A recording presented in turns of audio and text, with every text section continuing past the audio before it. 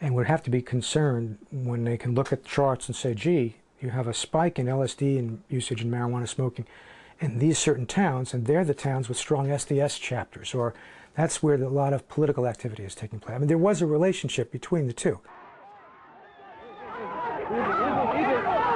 The policeman has stepped over the demonstrators.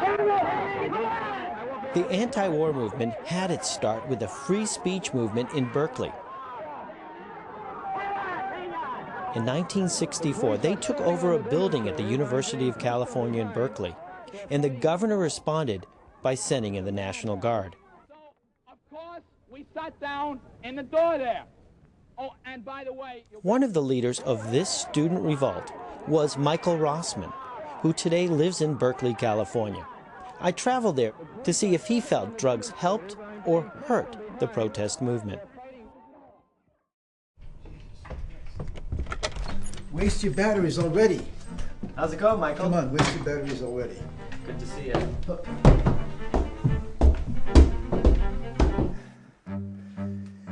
Let's see, you said 3 provocative things that I have passed me. Now, you make a lot of assumptions. You lead with your assumptions. But let me ask you, how do I know that you're not an agent provocateur?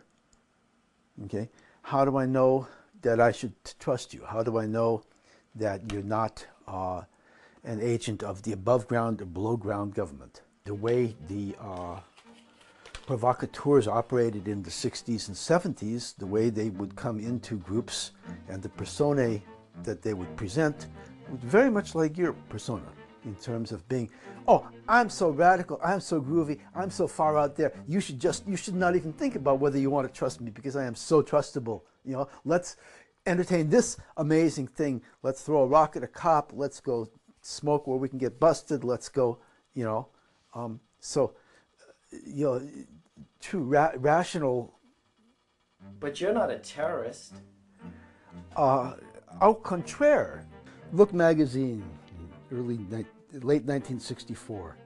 Okay. Here I am in the middle of protest here. This is during the FSM. That's me. Can you point which is you? That one is me right there. And where are you in the other pictures? I'm right here. That's me. This is about me. Me! LSD was all over the place. Many people took LSD. Like marijuana, LSD didn't have an intrinsic flavor. It was like accent, a monosodium glutamate, which you put it in to your food and it heightened or accentuated the flavor of whatever was cooking, okay? When people were cooking sexuality, you put these drugs there and they accentuated that. When people were cooking anti-war activism, you put these drugs around, by and large, they accentuated that. The drugs accentuated the shifts of cultural and political attitude that were going on, by and large, at that time. The currents were so complex they were hard to call. I think you can make a good case for saying that the psychedelics helped build the anti-war movement more than they diminished it or befuddled it. The criminalizing effect of the prosecution of marijuana in the first place and then the psychedelics after LSD was made a criminal substance.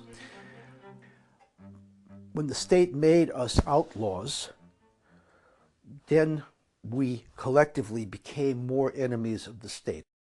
It happened at the University of California where this many students was said they've had enough and they're going to stand up right now. Yeah. So thank you. Yeah.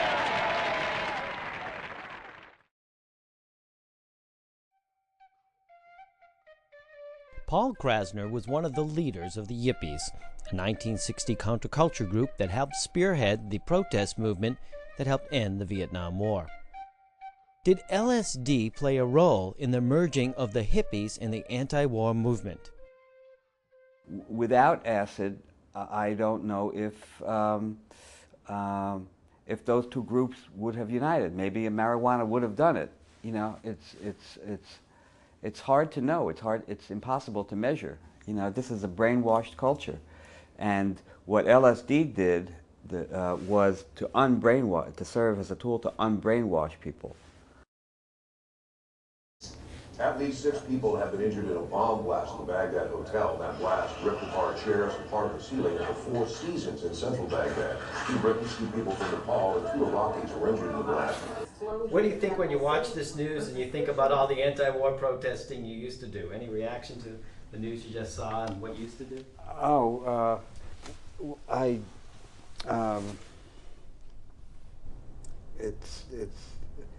it's a different kind of war now. You know, it's like Vietnamese war had an end to it, and this is just a beginning. It's the end of the world. Otherwise, everything's fine.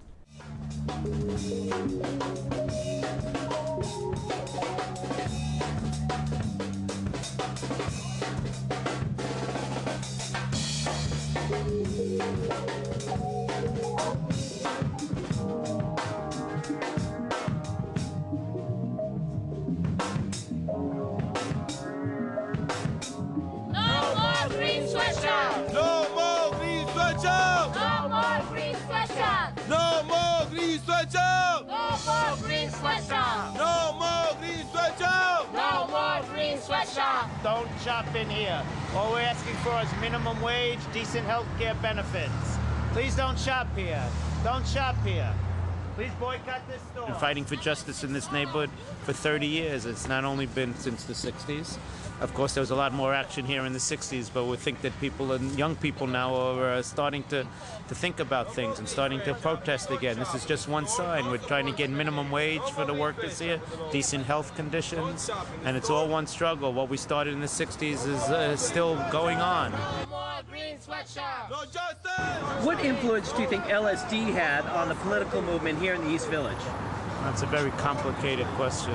In my opinion, it had a very negative effect in a lot of ways. It got people not thinking on political lines. And then again, it also got people to think about changing the world, and the world was a little bit different. You saw the world a little bit differently. So in some ways it was helpful, but you have to get past and beyond drugs. I don't believe that drugs are the answer to political questions. How did you guys feel about their protesting? Oh, protesting? What did you think about just that? I think it's good. At least it's something positive. You know, we're doing it and it's affecting some people, so it's like a real good thing. Besides, it's wrong what they're doing anyway. What do you know about LSD? What is LSD? Is that like? I think. What do you know? I don't know. This girl knows.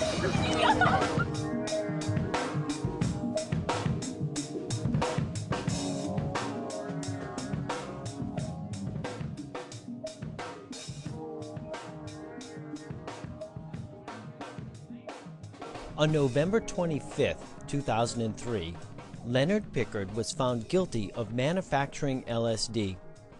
Pickard was sentenced to life imprisonment without parole.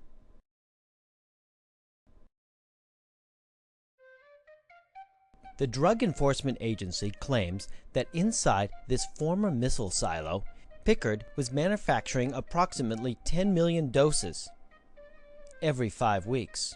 14 canisters of a chemical required to produce LSD, valued at over $1 million, were found at the missile silo.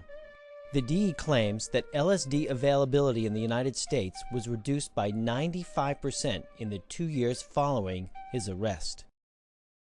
As long as any government can arbitrarily decide which drugs are legal and which are illegal, anybody, as I see it, serving time in prison for drug use is a political prisoner.